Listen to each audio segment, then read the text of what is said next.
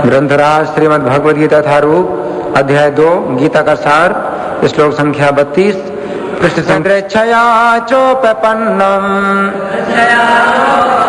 स्वर्ग द्वारम अपावृतम सुखिनः क्षत्रियः पार्थ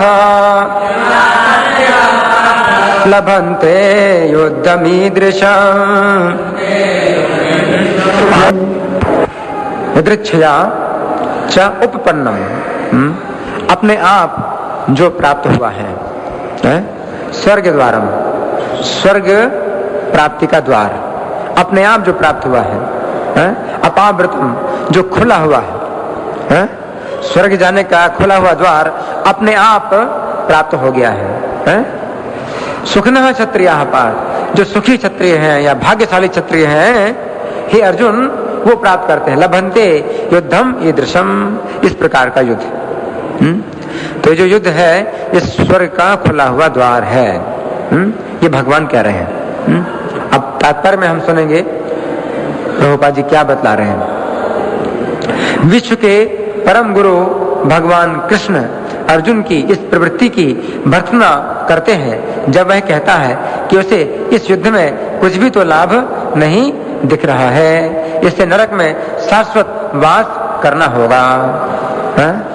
ये अर्जुन ने कहे थे शब्द। प्रभुपाद जी याद दिला रहे हैं हमको कि अर्जुन ने पहले ये शब्द कहे हैं। क्या क्या शब्द कहे हैं? पहला तो ये कहा है कि कुछ लाभ नहीं होगा। क्या लाभ होगा अर्जुन ने कहा। और दूसरी बात ये कही कि शाश्वत वास नरक में होगा। अब देखिए, निकालिए पहले अध्याय का श्लोक संख्या देखिए।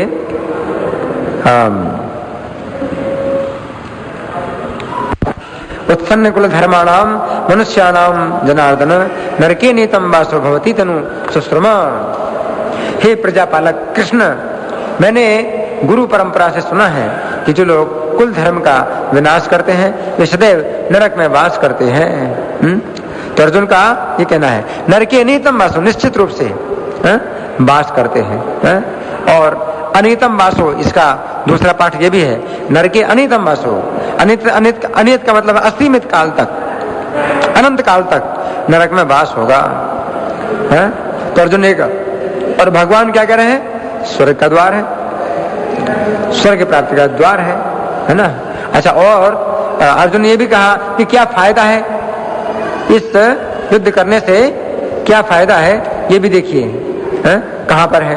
गोविंद किम भोगैर जीवितेन वा, इस राज्य से क्या फायदा है? अर्जुन कहते हैं इन भोगों को प्राप्त करके क्या फायदा है, इस जीवन से क्या फायदा है? अर्जुन ने कहा ये सामर्थ्य कांक्षितम नो राज्यम भोगा सुखानि चा, जिनके लिए हम राज्य चाहते हैं, भोग चाहते हैं और सुख चाहते हैं, तयमे वस्थिता युद्धे प्राणान त्यक्त्वा धनानि चा, वे ही इस युद्ध में अपने प्राणों को और धन को त्याग कर खड़े हैं। फिर अर्जुन कह रहे हैं आचार्य पितरः पुत्रा तथैव च पितामह मातुला ससुरा पौत्रा शाला संबंधे तथा एतान् हन्तुम् इच्छामि घ्नतोऽपि मधुसूदन। अर्जुन कह रहे हैं कि मैं मारा जाऊं तो भी मैं इनको नहीं मारना चाहता हूं। किनको? आचार्य हैं और चाचा हैं, पुत्र हैं और बाबा हैं, मामा हैं, ससुर हैं, पौत्र हैं, साले हैं और संबंधनी। अपि त्रिलोक के राजस्व हेतु किम न महे कृते, इस पृथ्वी की बात तो क्या, तीनों लोगों का राज्य भी अगर मिलने वाला हो तो भी इनको मैं नहीं मारना चाहता। न्यायधात राष्ट्रान्न का प्रीति स्यात् जनार्दन, धृतराष्ट्र के पुत्रों को मार करके हमें क्या प्रसन्नता होगी या हमें क्या लाभ होगा?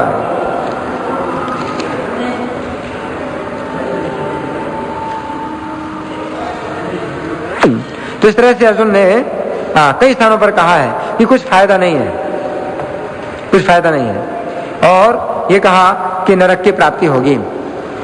लेकिन आज के श्लोक में भगवान अर्जुन के उस तर्क का खंडन कर रहे हैं। अर्जुन कह रहे हैं नरक की प्राप्ति होगी, जबकि भगवान कहते हैं कि स्वर्ग का तो खुला हुआ द्वार है। स्वर्ग का खोला हुआ द्वार, इसका मतलब है कि बिना प्रयास के स्वर्ग जाओगे। स्वर्ग जाने के लिए व्यक्ति को बहुत से तपस्याएं करनी पड़ती हैं, बहुत से व्रत करने पड़ते हैं, दान करने पड़ते हैं, यज्ञ करने पड़ते हैं, है ना। लेकिन यहाँ कुछ नहीं करना पड़ेगा। अगर युद्ध में मारे गए तो स्वर्ग की प्राप्ति तो कम से कम है, मतलब कोई दिक्कत ही नहीं। स्वर्ग से ऊपर भी जा सकते हो, लेकिन स्वर्ग तो कम से कम है ही है, मिलना है ना। इतना लाभ तो निश्चित है, भगवान बता रहे हैं। आगे प्रभुपाद लिख रहे हैं, अर्जुन द्वारा ऐसे वक्तव्य केवल अज्ञान जन्य थे। वह अपने स्वधर्म के आचरण में अहिंसक बनना चाह रहा था।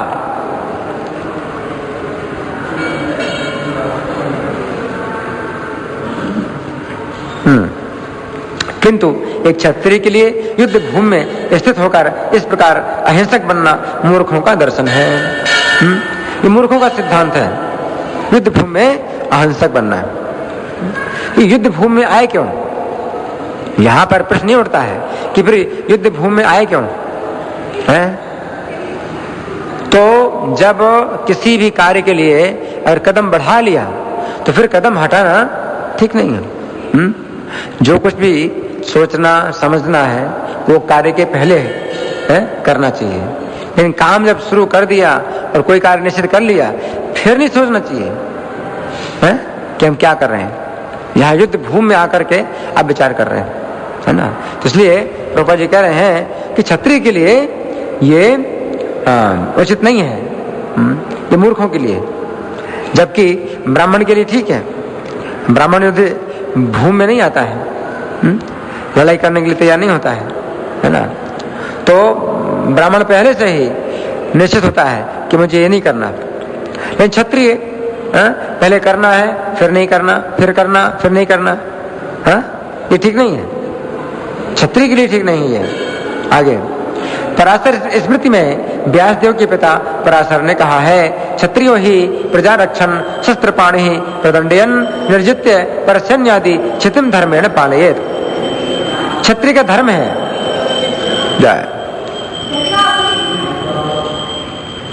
क्षत्रिय का धर्म है कि वह सभी क्लेशों से नागरिकों की रक्षा करे। इसीलिए उसे शांति तथा व्यवस्था बनाए रखने के लिए हिंसा करनी पड़ती है। अतः उसे शत्रु राजाओं के सैनिकों को जीतकर धर्म पूर्वक संसार पर राज्य करना चाहिए। तो क्षत्रिय की ये कार्य है, एक तो है रक्षा करना, किसकी रक्षा करना? प्रजा की रक्षा करना। जो निर्दोष प्रजा है उसके अधीन है, उसकी रक्षा करना है। और शस्त्र पाणि प्रदंडयन, और दूसरा कार्य है क्षत्रिय का दंड देना, दंड देना है।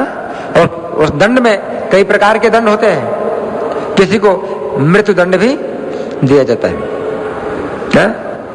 मृत्यु दंड से लेकर के जितने भी दंड हैं वो सब प्रकार के दंड क्षत्रिय का ये कार्य दूसरा है। पहला तो होता है रक्षा कार्य और दूसरा होता है दंड कार्य, और तीसरा होता है निर्जित पर सैन्यादि, शत्रुओं की सेना को जीतना, शत्रुओं की सेना को जीतना, अपने राज्य को बढ़ाना, ये तीसरा कार्य है क्षत्रिय का। और चौथा कार्य क्या है? क्षितिम धर्मेण पालयेत, कि धर्म को फैलाना, प्रजा में धर्म को फैलाना, धर्म की स्थापना करना, ये क्षत्रिय कार्य है ना। और ये किसने कहा है? पराशर स्मृति में पराशर मुनि ने ये क्षत्रिय के कार्य बतलाए हैं, है ना।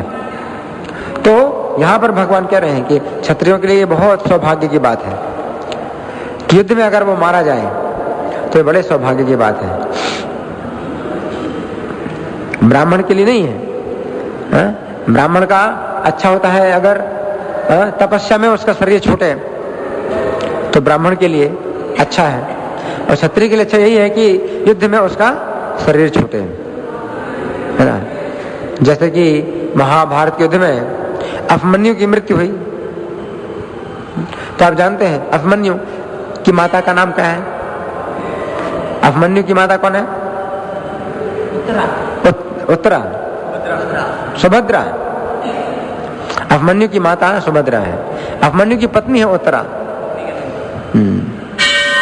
उत्तरा परीक्षित महाराज की माता है, परीक्षित की माता है और अभिमन्यु की पत्नी है उत्तरा, ठीक है। और सुभद्रा अभिमन्यु की माता है। तो अभिमन्यु की जब मृत्यु हुई महाभारत युद्ध में, तो ये बहुत ही दुख की बात थी। क्यों? क्योंकि सुभद्रा किसकी बहन है? भगवान कृष्ण की बहन है। भगवान कृष्ण की, साक्षात कृष्ण की बहन का लड़का मारा गया है। और सुभद्रा बहुत रोई और भगवान कृष्ण से बोली कि भैया तुम्हारे रहते हुए मेरा लड़का मारा गया। तो भगवान कृष्ण क्या कहते हैं? अरे बहन, इस प्रकार की मृत्यु तो हम लोग भी चाहते हैं। भगवान कृष्ण कहते हैं सुभद्रा से कि अरे बहन, इस प्रकार की मृत्यु तो हम लोग भी चाहते हैं, ये तो बहुत अच्छा हुआ। ऐसे जो भी हो, सुभद्रा को सांत्वना मिली या नहीं मिली, लेकिन भगवान कृष्ण का ये उत्तर था सुभद्रा को। मतलब ये क्षत्रिय धर्म का जो उदाहरण भगवान प्रस्तुत कर रहे हैं।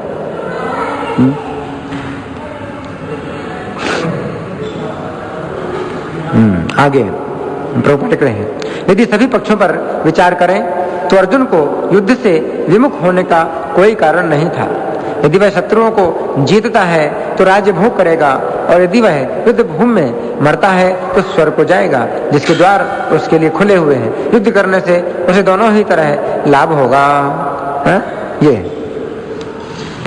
तो जो वीर क्षत्रिय होते हैं, तो युद्ध में उनका जो है दोनों तरफ क्या लाभ है, दोनों प्रकार से लाभ है। या तो वो मारे जाएंगे तो स्वर्ग प्राप्त करेंगे, और या फिर जीतेंगे तो पृथ्वी प्राप्त करेंगे। क्षत्रिय के लिए और कुछ नहीं बताया गया कि वो युद्ध छोड़ करके भागे, डर करके भागे, अपनी पीठ दिखलाए, ये नहीं है। ये चंद्रवंश की एक शाखा है। अर्जुन जिस वंश में पैदा हुए हैं, तो ये चंद्रवंश की एक शाखा है।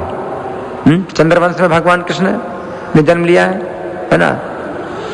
और चंद्रमा के ही वंश में महाराज यदु हुए हैं, तो यदु तो चंद्रवंश की मुख्य शाखा है। यदुवंश और चंद्रवंश एक ही है, एक ही शाखा है। मतलब चंद्रवंश के वृक्ष में यदुवंश ही मुख्य शाखा है। लेकिन यदु के छोटे भाई थे पुरु, है ना। तो पुरु के वंश में जो पैदा हुए हैं ये अर्जुन है। पौरव, उसको पौरव बोलते हैं। पुरु के वंश में पैदा हुए वो पौरव कहलाते हैं। इसी वंश में फिर महाराज भरत हुए हैं, शकुंतला के पुत्र भरत, इसलिए इसको भरत वंश कहा जाता है। तो बहुत श्रेष्ठ ये वंश माना जाता है, भरत वंश। इसलिए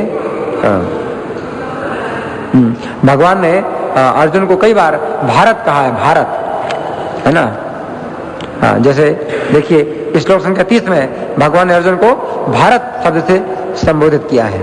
भारत कह करके भगवान अर्जुन को क्या याद दिला रहे हैं कि महाराज भरत के वंश में तुम पैदा हुए हो। अब जिसने भरत के चरित्र को पढ़ा है, सुना है ना, तो वो समझ सकते हैं कि भारत शब्द से कितना गौरव मिल रहा है अर्जुन को।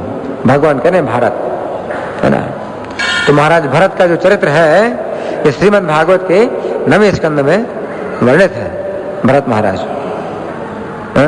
शकुंतला के पुत्र थे ये, महाराज दुष्यंत के पुत्र थे। इन्होंने गंगा के तट पर भी सैकड़ों अश्वमेध यज्ञ किए हैं, और यमुना के तट पर भी सैकड़ों अश्वमेध यज्ञ किए। और इनके नाम पर जो है पूरा वंश जो है भारत कहलाता है। तो ये जो है मतलब बहुत शक्तिशाली राजा हुए हैं, महाप्रतापी राजा हुए हैं। इतना इनका प्रभाव था।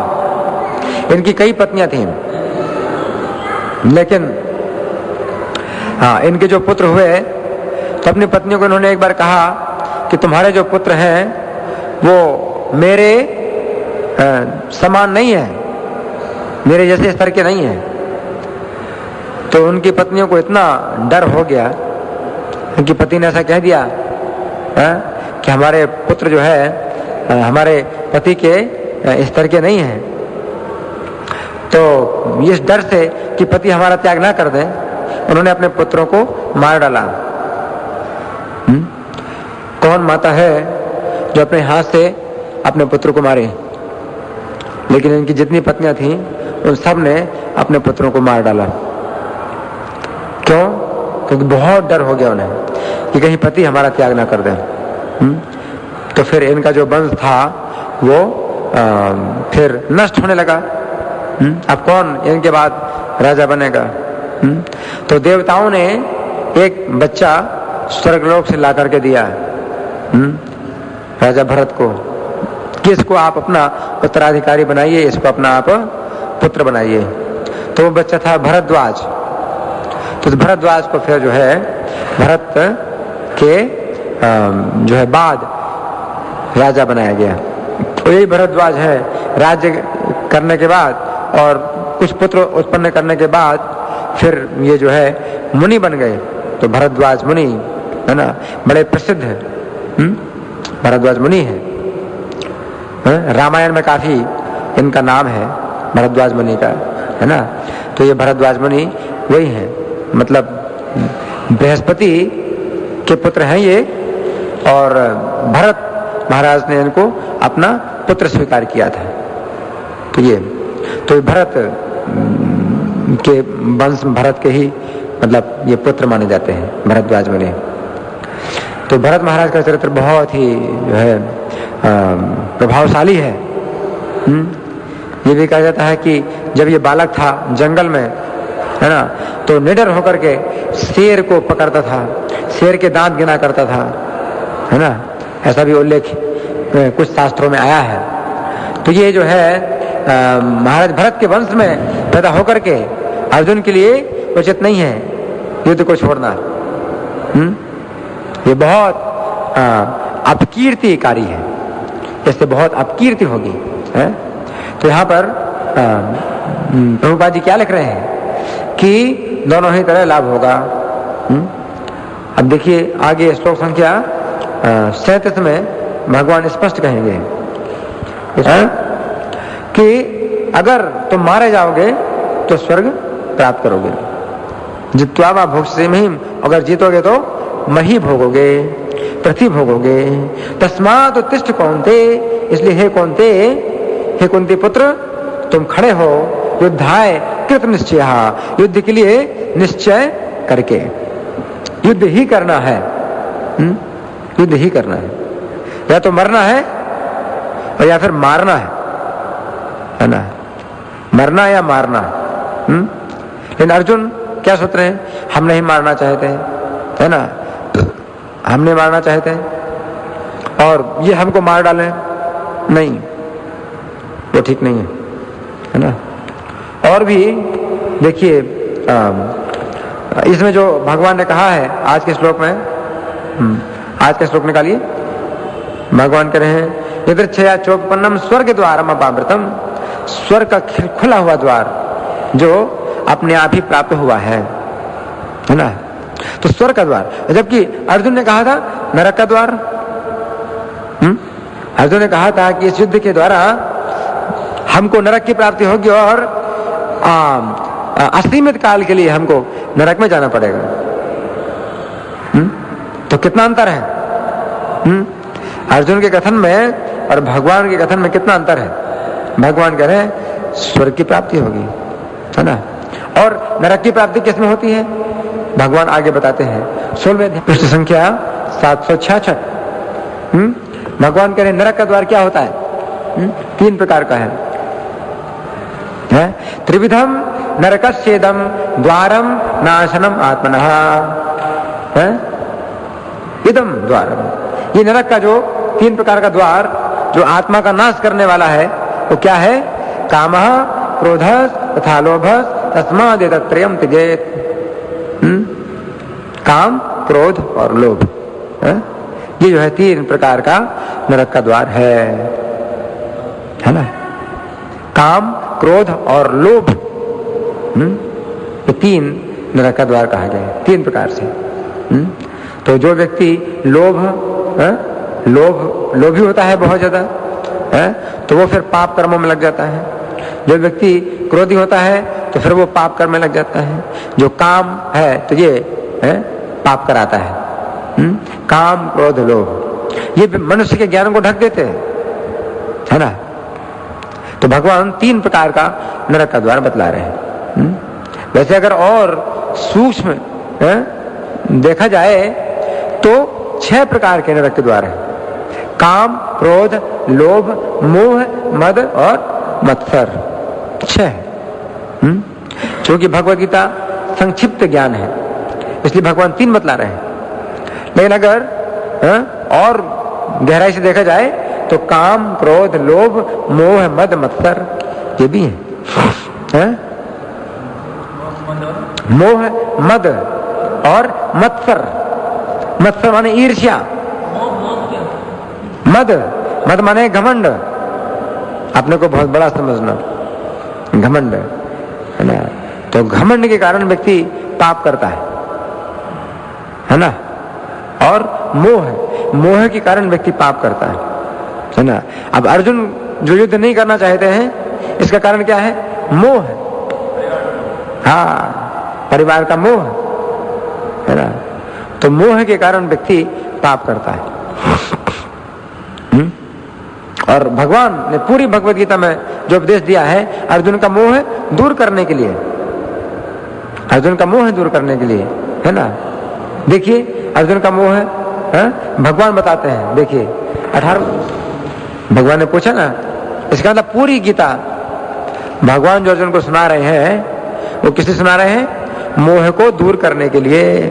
मोह, ये मोह है ना। मोह समझते हैं क्या है? ये मेरे हैं, ये मेरे हैं, ये मेरे हैं। मोह है ममता, मोह और ममता।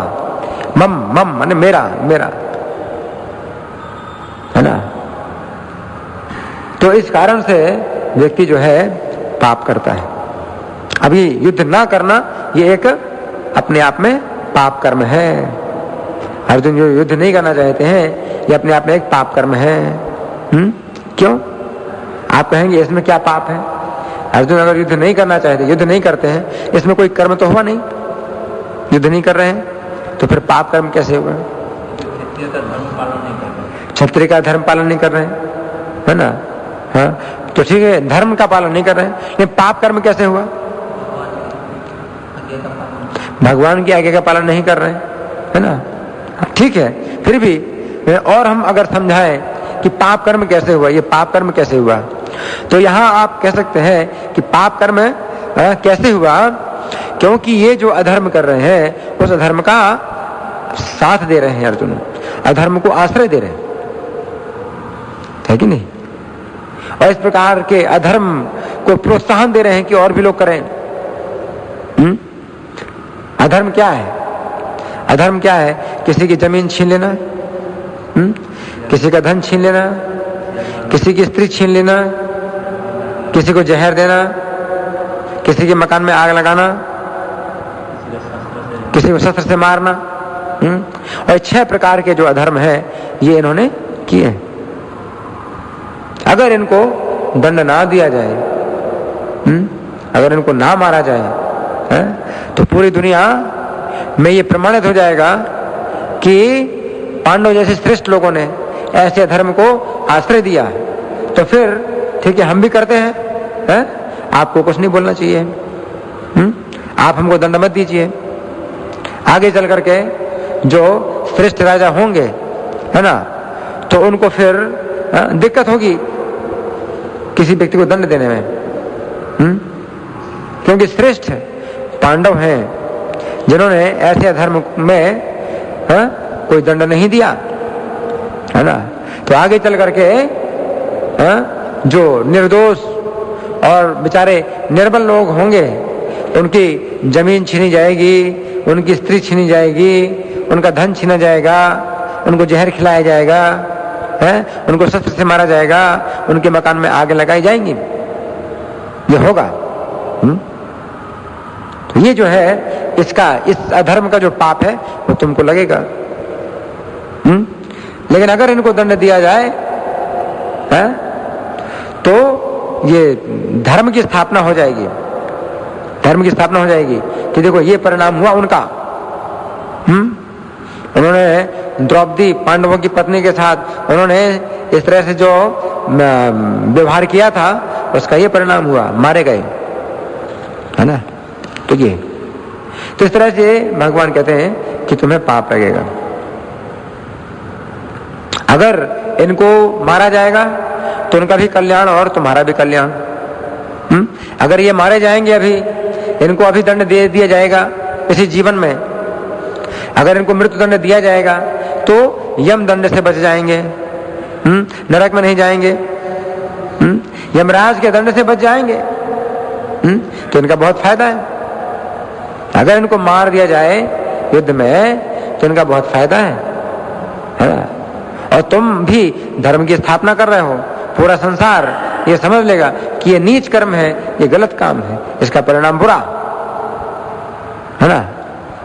तो इस तरह से भगवान जो करते हैं तो उसमें सबका कल्याण है, सबका कल्याण है, पूरी सृष्टि का कल्याण है भगवान का। तो ये मोह है। धृतराष्ट्र का मोह था, धृतराष्ट्र का अपने पुत्र के प्रति मोह था, दुर्योधन के प्रति, इसलिए वो भी पाप का भागी है? तो आप कह सकते हैं धृतराष्ट्र ने तो कोई पाप नहीं किया। धृतराष्ट्र ने क्या किया? हाँ, क्योंकि उसने तो खुद मकान में आग नहीं लगाई, ना उसने जहर दिया, ना उन्होंने उनकी पत्नी का जो है अपमान किया है? लेकिन धृतराष्ट्र ने विरोध नहीं किया। मोह के कारण व्यक्ति जब किसी कार्य का विरोध नहीं करता है तो वो पाप लगता है और नरक की प्राप्ति होती है। मोह में यही होता है। मोह में व्यक्ति पाप नहीं करता लेकिन तो भी उसे पाप लगता है, क्योंकि वो मोह के कारण किसी बात का विरोध नहीं करता है। कि चलो ठीक है, अपना लड़का है तो क्या किया जाए, है कि नहीं? तो इसको मोह कहते हैं। तो इस तरह से जो है अगर देखा जाए तो 6 नरक के द्वार है। और देखिए इस श्लोक संख्या 73 आगे वाला, इसमें अर्जुन ने कहा है, अर्जुन ने क्या कहा है? मोह नष्ट हुआ मेरा। अर्जुन ने कहा है कि मेरा मोह नष्ट हुआ। अर्जुन क्या कह रहे हैं? नष्टो मोहा स्मृतिर्लब्धा तुत्प्रसादान मयाच्युत स्थितोस्मि निरसंदेहा करिष्ये वचनम तव। अर्जुन कहते हैं हे कृष्ण, हे अच्युत, अब मेरा मोह दूर हो गया। आपके अनुग्रह से मुझे मेरी स्मरण शक्ति वापस मिल गई। अब मैं संशय रहित तथा दृढ़ हूं और आपके आदेशानुसार कर्म करने के लिए उद्यत हूं। वास्तव में तो मोह होना चाहिए भगवान के प्रति। जीव का मोह जो है अगर भगवान के प्रति हो तो वो जो है कल्याणकारी है? इसलिए कृष्ण का नाम है मोहन। कृष्ण को कहते हैं मोहन, है ना। मोहन का मतलब क्या है? जो मोहित करे, मोह में डाले, है ना। लेकिन ये मोह दिव्य है। जो अर्जुन का मोह है ये सांसारिक मोह है ना। और जो माता यशोदा है, नंद है, इनका जो मोह है ये क्या है? आध्यात्मिक है, ब्रजवासियों का। ब्रजवासी कृष्ण के प्रति मोहित है, तीव्र मोह है। गोपियों को भी कृष्ण के प्रति तीव्र मोह है ना। मोह में भी अंधे हैं, मोहांध, है ना। मोह के कारण भी व्यक्ति का ज्ञान ढक जाता है। और कृष्ण में इतना मोहन शक्ति है, इतना मोहित करते हैं कि ब्रजवासी सब भूल जाते हैं क्या? इस ज्ञान को कि कृष्ण परमेश्वर है, इस ज्ञान को भूल जाते हैं। मनमोहन, कृष्ण को कहते हैं मनमोहन, मन को मोहित करते हैं, है ना। तो ये भगवत गीता ब्रजवासियों के लिए नहीं है। ब्रजवासी बहुत ऊपर है ना, क्योंकि उनके मन को कृष्ण ने मोहित किया हुआ है। लेकिन भगवत गीता अर्जुन को भगवान बता रहे हैं, क्योंकि अर्जुन के मन को संसार ने मोहित किया हुआ है। तो ये जो मोह है ये वहां से हटा करके जा करके एकमात्र मेरे शरण में आ, तो संपूर्ण धर्म का मतलब सांसारिक धर्म, जितने भी सांसारिक धर्म हैं उन सबको त्याग करके मेरी शरण में आओ। कृष्ण के प्रति आप मोहित हो जाओ। इसलिए कृष्ण को और भी कहा जाता है मदन मोहन। मदन मोहन, मदन, मदन माने होता है कामदेव। कृष्ण का जो रूप है वो कामदेव को भी मोहित करने वाला है। इसलिए मदन मोहन कहा जाता है कृष्ण को। एक बार ऐसी घटना हुई कि सचमुच कामदेव का धनुष गिर गया था कृष्ण को देख करके। वृंदावन में मदन टेर नाम का एक स्थान है, तो वहां पर कामदेव का धनुष छूट के गिर गया भगवान को देख करके। तो घटना ऐसी है कि कहीं पर नारद जी जा रहे थे, तो कामदेव ने नारद जी को रोका, बोला कि मैं अपना प्रभाव दिखाऊं आपको, मैं कामदेव हूं, है ना। नारद जी कहते हैं कि देखो मैं तो एक कमजोर व्यक्ति हूं, मुझे अगर अपना प्रभाव दिखाओगे तो तुम्हारा इसमें कुछ नाम नहीं होगा। कमजोर के ऊपर अपनी शक्ति दिखाने से कुछ भी नाम नहीं होता, है ना। आप दिखाओ अपनी शक्ति कृष्ण के ऊपर, है ना। और कृष्ण है वृंदावन में, गोपियों के साथ में है, नृत्य कर रहे हैं, तो वहां जाओ अपनी शक्ति दिखलाओ, है ना। तो कामदेव जो है वहां पर आया, बहुत अच्छा मौका है, गोपियों के साथ में कृष्ण है, अब अपना बाण चलाऊं। तो काम ने जो है ना मतलब बाण जब चलाया भगवान के ऊपर, तो भगवान उस समय जो है नृत्य कर रहे हैं, तो भगवान की गति उस समय बहुत तेज है, बहुत तेज तीव्र गति से भगवान जो है वहां रास नृत्य कर रहे हैं। तो अपना बाण को साधने के लिए वो भगवान पर निशाना लगाता है, तो भगवान को बहुत जो है ना तीव्रता से वो अपनी नजरें जमाता है भगवान के ऊपर, है ना। बाण चलाना, निशाना चलाना है, तो भगवान के ऊपर तीव्र ध्यान करता है भगवान का। तो उस तीव्र ध्यान में क्या हुआ कि उसका जो मन है वो मोहित हो गया और हाथ से धनुष छूट गया। तो इसलिए भगवान को कहा जाता है मदन मोहन, है ना। तो ये है मोहन, है मदन टेर। ये जो हमारा कृष्ण बलराम मंदिर जहां पर है रमण रेती में, तो उसके पीछे ही कहीं पर है वो स्थान, मदन टेर नाम का स्थान है। तो भगवत गीता में भगवान ने मोह दूर किया है, लेकिन इसका ये मतलब नहीं है कि मोह होना ही नहीं चाहिए। मोह होना चाहिए, लेकिन वो होना चाहिए दिव्य मोह, है ना। जब भगवान कृष्ण के प्रति मोह हो तो वो दिव्य है, आध्यात्मिक है ना। ब्रजवासी सब मोहित रहते हैं कृष्ण के प्रति, है ना। तो और यहाँ गीता में देखिए 11वें अध्याय में भी अर्जुन ने मोह शब्द का प्रयोग किया है। अर्जुन कह रहे हैं मदनुग्रहाय परमम गुह्यम अध्यात्म संगीतम यत्वेक्तम वचस्तेन मोहो यम विगतो मम। अर्जुन क्या कह रहे हैं, ये मेरा मोह है विगत हो गया, मेरा मोह है विगत हो गया। विगत दूर हो गया। 11वें अध्याय में भी अर्जुन का मोह दूर हो गया। 10वें अध्याय में भगवान अपनी विभूतियों का वर्णन किया था, तो अर्जुन का मोह दूर हो गया है। लेकिन फिर 18वें अध्याय में अर्जुन कह रहे हैं नष्टो मोहा, मेरा मोह नष्ट हो गया। थोड़ा अंतर है, अंतर है ना। विगत हो गया मतलब दूर हो गया, लेकिन दूर जो हो जाए तो वो पास में आ सकता है फिर से, है कि नहीं। और जब नष्ट हो जाए तो फिर दोबारा नहीं आ सकता, है ना। 18वें अध्याय में अर्जुन ने कहा है नष्टो मोहा, मोह बिल्कुल नष्ट हो गया। लेकिन 11वें अध्याय में अर्जुन कह रहे हैं कि मोह दूर हुआ है, दूर हुआ है ना। तो मोह है। शंकराचार्य कहते हैं कामम क्रोधम लोभम मोहम पश्यति आत्मनि, कामम क्रोधम लोभम मोहम त्यक्त्वात्मानं पश्यति सोहम आत्मज्ञान विहीना मूढ़ा ते पच्यन्ते नरक निगूढ़ा। शंकराचार्य कहते हैं कि काम क्रोध लोभ मोह को त्याग करके जो व्यक्ति अपने अंदर देखता है कि मैं सोहम, मैं भगवान का दास हूं, है?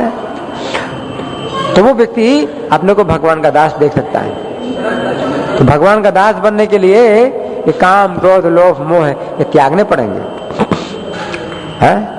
और अगर कोई व्यक्ति भगवान का दास नहीं बनता, यानी उसको आत्मज्ञान नहीं होता, तो आत्मज्ञान विहीना मूढ़ास ते पच्यन्ते नरक निगूढ़ा, तो वे मूढ़ है, निगूढ़ नरकों में गिरते हैं।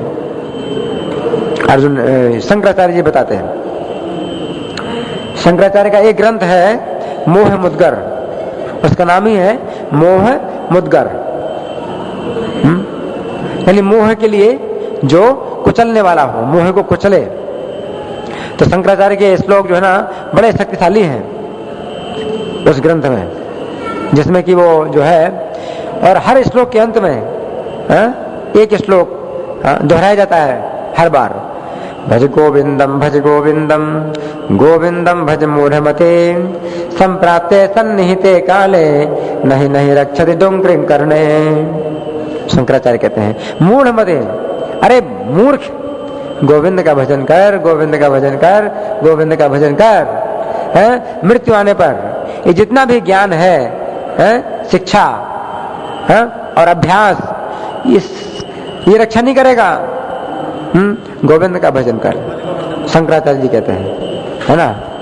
तो बड़े अच्छे श्लोक हैं शंकराचार्य ने जो लिखे हैं, जैसे वो कहते हैं यावत पवनो निवसति देहे तावत पृच्छति कुशलम गेहे गतिवति वायो देह पाये भार्या विद्यति तस्मिन् काये।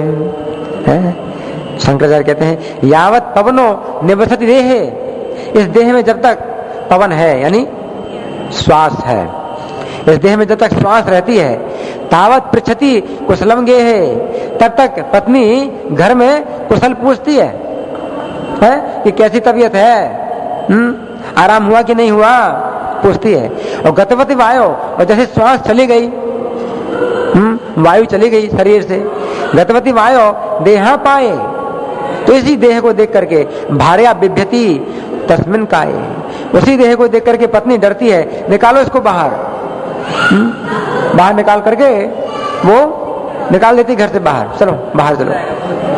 हाँ, तो मतलब ये मोह को दूर करने के लिए ये शंकराचार्य के बड़े अच्छे श्लोक हैं, है ना? और भी कहते हैं अंगम गलितम पलितम मुंडम दसन विहीनम जातम तुंडम वृद्धो याति गृहीत्वा दंडम तदपि न मुंचति आशा पिंडम। अंगम गलितम, ये शरीर गल चुका है, गल गया मतलब शिथिल पड़ गया शरीर। अंगम गलितम पलितम मुंडम, और जो सिर है वो पक गया है, पक गया, जैसे फल पक जाता है तो गिर जाता है, तो सिर पक गया है, ये शरीर गल चुका है और सिर पक चुका है। और दसन विहीनम जातम तुंडम, और जो तुंड मतलब जो चेहरा है ये दांतों से रहित हो गया, दांत झड़ गए इस चेहरे के। और वृद्धो याति गृहीत्वा दंडम, अब ये बूढ़ा जो है डंडा लेकर के चलने लगा है, डंडा लेके चलने लगा है, तदपि न मुंचति आशा पिंडम, फिर भी जीने की आशा का पिंड नहीं छोड़ रहा है। आशा का पिंड लेकर के चल रहा है कि अभी जीना है, अभी तो और जीना है, अभी तो और जीना है। मृत्यु के इतने निकट आ चुका है तो अभी और जीना है ना? तो ये मोह को जो है दूर करने के लिए ये बड़े सहायक है।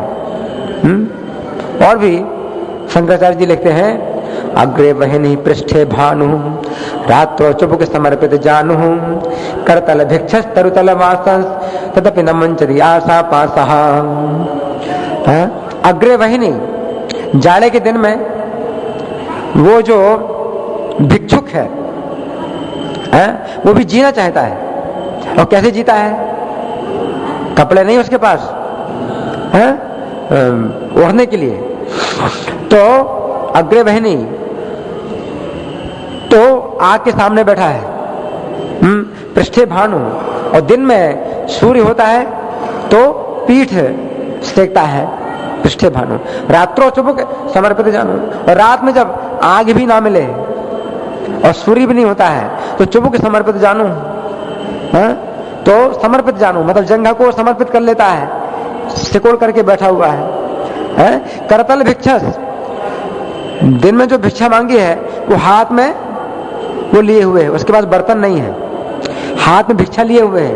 और तरुतल वासस, और वृक्ष के नीचे रहता है, उसके पास मकान नहीं है। तथापि न मुंचति आशा पासा, तो भी वो जीने की आशा नहीं छोड़ रहा है, आशा का पास नहीं छोड़ रहा है, जीने की आशा का जो बंधन है वो छोड़ नहीं रहा है। इतना जीने की इच्छा है ना। गोविंद का भजन नहीं करता, मतलब कहने का यह है कि कितने कष्ट में है तो भी जीना चाहता है। शंकराचार्य कहते हैं कि गोविंद का भजन कर, है ना। तो इस तरह से बड़े अच्छे अच्छे श्लोक हैं शंकराचार्य ने। तो ये भगवत गीता भी मोह को नष्ट करने के लिए, है ना। तो ऐसे जो ग्रंथ है हम जब सुनते हैं, हम जब पढ़ते हैं तो हमारा मोह दूर होता है? और मुख्य चीज यही है, अर्जुन जो है युद्ध नहीं करना चाहते हैं, ये मोह है ना। किसी का कोई प्रश्न है? चलो आपका। जब कोई व्यक्ति युद्ध करता है, युद्ध के लिए ही निश्चय करके युद्ध करता है ना, तो वो स्वर्ग जाता है। भगवान तो जो बता रहे हैं कि स्वर्ग की प्राप्ति तो कम से कम है, लेकिन यही भगवत गीता का मुख्य विषय नहीं है। भगवत गीता का तो मुख्य विषय यह है कि व्यक्ति भौतिक आसक्ति को त्यागे। इसलिए भगवान 39वें श्लोक में भगवान बताएंगे कि ऐसा ते भी संख्य बुद्धि योगी तमाम सुनो बुद्धिया, तो यह अपार्थ कर्म बंधन प्रयास है कि अब तुम्हें कुछ ऐसी विधि बताऊंगा जिसके द्वारा तुम कर्म बंधन से छूटोगे। क्योंकि स्वर्ग की प्राप्ति से कर्म बंधन नहीं दूर होता है। लेकिन भगवान ने पहले तो यही बताया कि देखो इसमें लाभ है, तुमने कहा लाभ नहीं है, इसमें लाभ है। तुमने कहा कि नरक की प्राप्ति होगी, तो नहीं, नरक की प्राप्ति नहीं होगी, स्वर्ग की प्राप्ति होगी। ये तो भगवान पहले अर्जुन के इन कथनों का खंडन कर रहे हैं, लेकिन फिर बाद में उपदेश भगवान देंगे कैसा कि कर्म बंधन से तुम कैसे छूटो। तो मुख्य चीज तो ये है कि कर्म बंधन से कैसे छूटा जाए, है ना। और उसके लिए भी युद्ध जब करे तो बिल्कुल आसक्त ना हो। फिर भगवान कहते हैं सुख दुखे समय कृत्वा लाभा लाभो जया जयो ततो युद्धाय जिसम एवं पापम आपस्य, कि सुख दुख को अगर समान समझ लो, लाभ हानि को समान समझ लो, स्वर्ग की प्राप्ति की इच्छा ना करो, है ना, तो फिर क्या होगा? तो फिर तुम कर्म बंधन से छूट जाओगे, है ना। तो ऐसी बात नहीं है, युद्ध के द्वारा कोई व्यक्ति स्वर्ग में जाता है और कोई व्यक्ति जो है वैकुंठ में जाता है युद्ध के द्वारा। तो ये होना चाहिए, किस तरह की भावना है किसी व्यक्ति की। लेकिन हाँ, अगर जो सैनिक युद्ध में अपने कर्तव्य भावना से युद्ध में डटे रहे और भागे नहीं है और मारे गए तो स्वर्ग गए। लेकिन जिनको जबरदस्ती वहां भेजा गया है ना, और डरते डरते वो युद्ध में गए हैं और भागते हुए मारे गए, तो वो स्वर्ग में नहीं जाएंगे।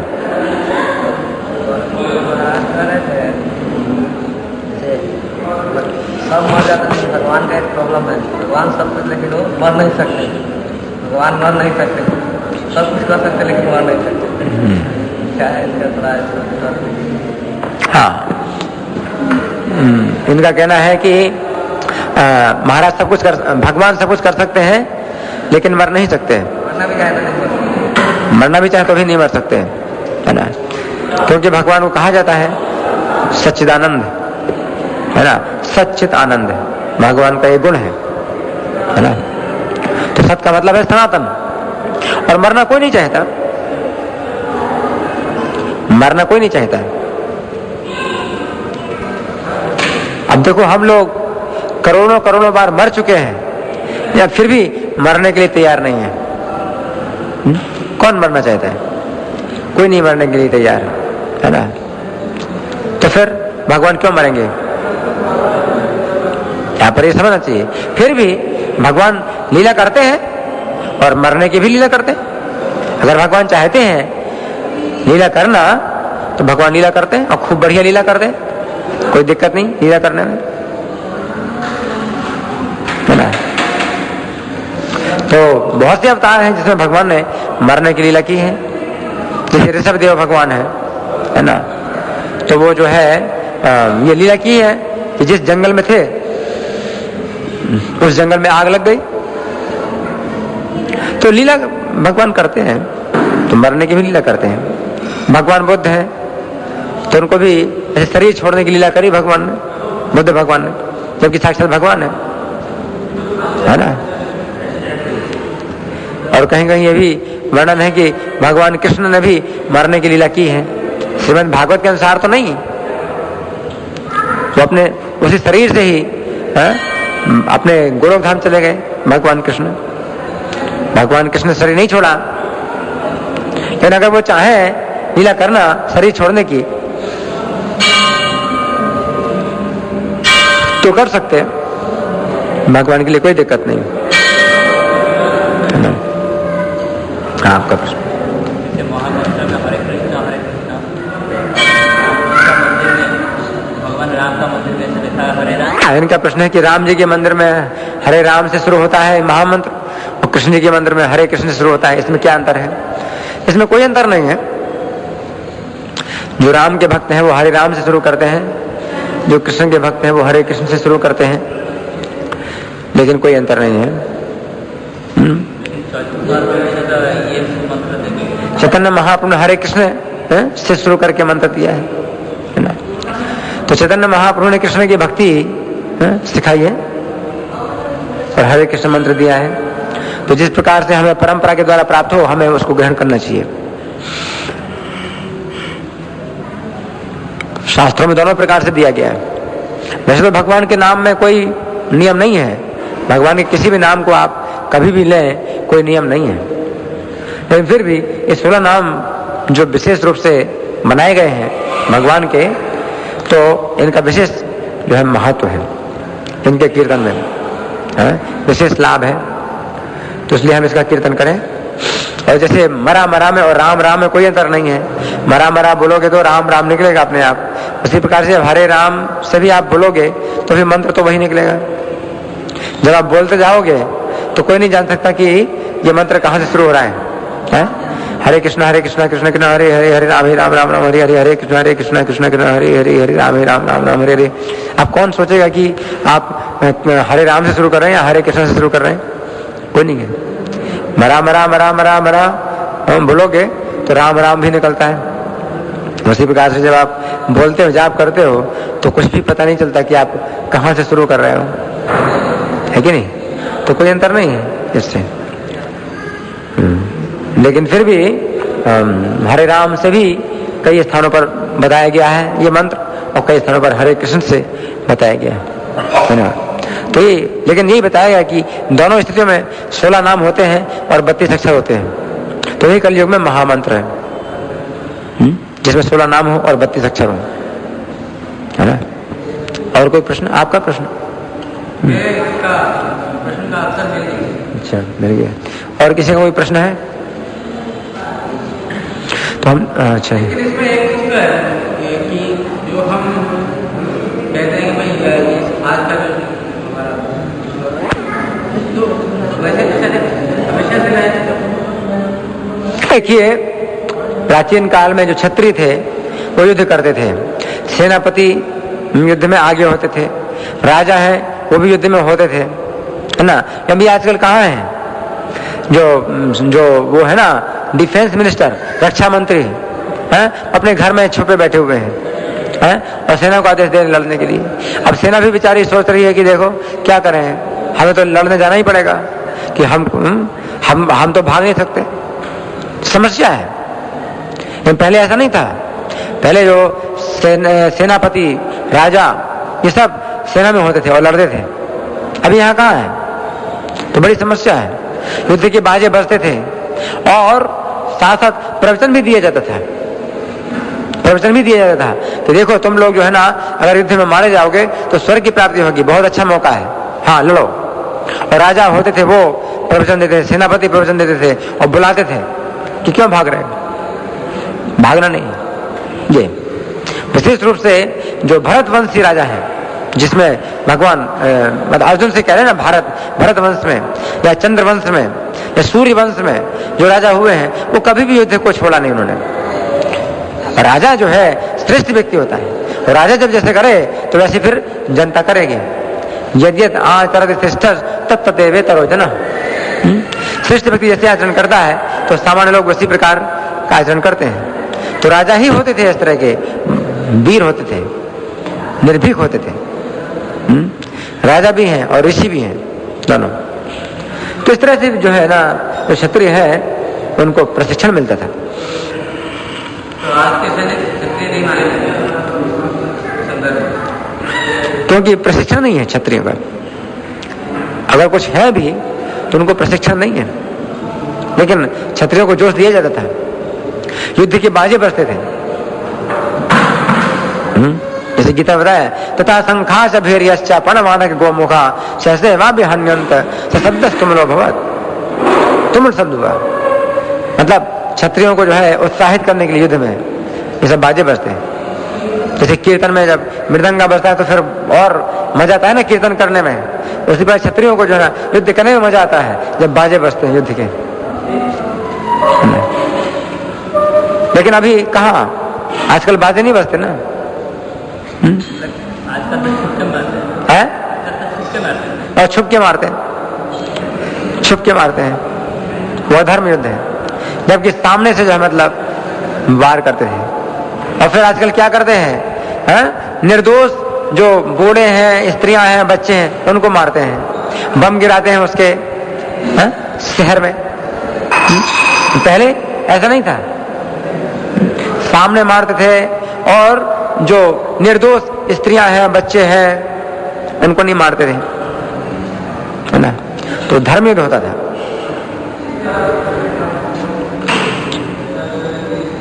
उनका ये कर्तव्य होता था, उनकी जिम्मेदारी होती थी कि स्त्रियां हैं, बच्चे हैं, बूढ़े हैं, ब्राह्मण हैं, गौ हैं, इनको किसी प्रकार का नुकसान ना पहुंचे। आजकल के जो युद्ध है वो धर्म युद्ध नहीं है, अधर्म युद्ध है। आजकल के जो युद्ध है जो हो रहे हैं और जो निर्दोष जो मनुष्य मारे जा रहे हैं, इनका कारण क्या है? क्योंकि निर्दोष पशुओं की हत्या की जा रही है। प्रभुपाद जी बताते हैं, क्योंकि आज जो है आज के समाज में निर्दोष पशुओं की हत्या की जा रही है, विशेष रूप से गौओं की हत्या की जा रही है। इस कारण से जो है ये जो युद्ध हो रहे हैं, इनमें निर्दोष स्त्रियां हैं, बच्चे हैं, बूढ़े हैं, ये मारे जा रहे हैं। इसलिए कि प्रकृति है ना, तो उसका ये रिएक्शन है, प्रतिक्रिया।